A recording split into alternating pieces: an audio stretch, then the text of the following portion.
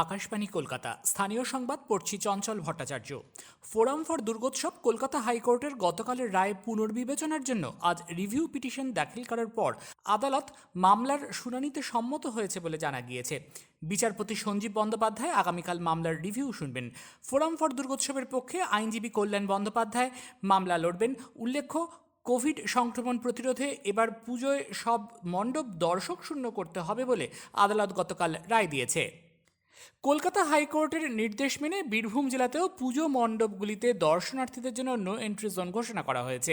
যারা মুখে মাস্ক ছাড়া রাস্তায় বের হচ্ছেন, পুলিশ তাদের বিরুদ্ধে আইন অনুযায়ী ব্যবস্থা নিচ্ছে।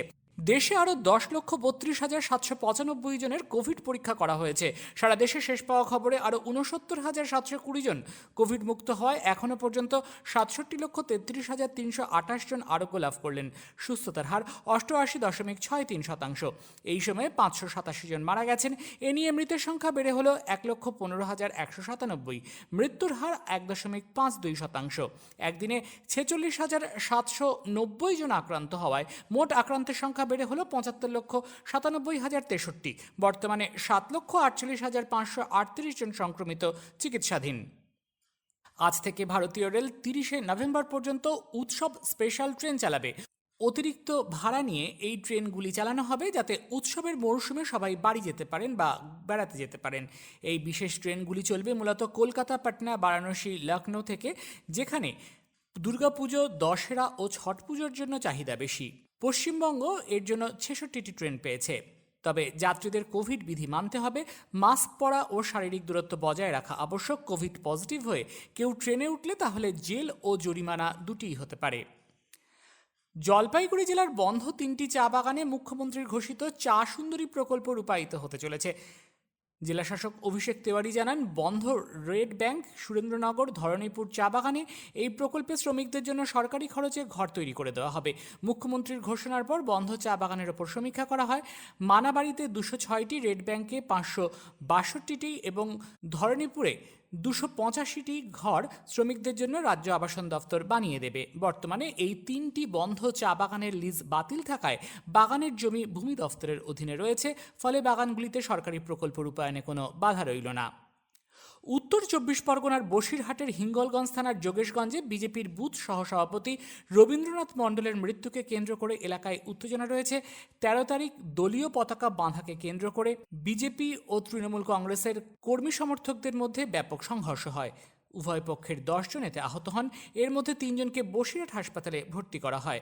গুরুতর আহত রবীন্দ্রনাথ মণ্ডলকে কলকাতার হাসপাতালে রেফার করা হলে সেখানেই গতরাতে তার মৃত্যু হয়।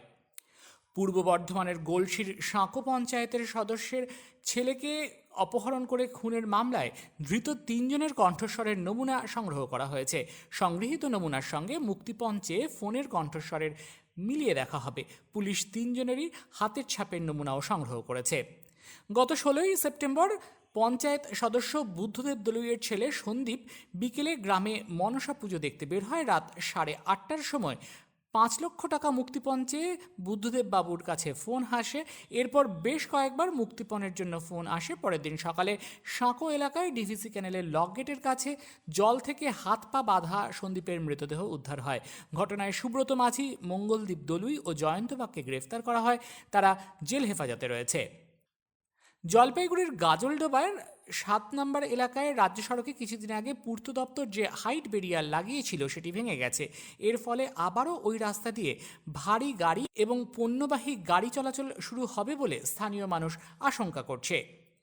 মুর্শিদাবাদের ফারাক্কার সঙ্গে ঝাড়খণ্ডের সংযোগ রক্ষাকারী নিশ্চিন্দ্রা কাটানের রাস্তা সংস্কারের কাজ শুরু হয়েছে। কিছুদিন আগে অতিবৃষ্টির জেরে ঝাড়খণ্ডের পাহাড় থেকে নেমে আসা জলের তোড়ে ভেঙে যায় 80 নম্বর জাতীয় সড়কের সঙ্গে সংযোগ রক্ষাকারী এই রাস্তাটি।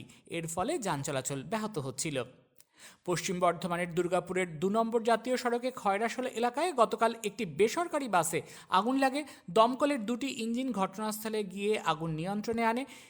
বাসটি বাঁকুড়ার বড়জোড়ার একটি প্লাস্টিকের চেয়ার তৈরির কারখানা থেকে শ্রমিকদের নিয়ে দুর্গাপুরে আসছিল। স্থানীয় সংবাদ শেষ হলো। এরপর বিশেষ খবর শুনবেন বিকেল 3টের সময়।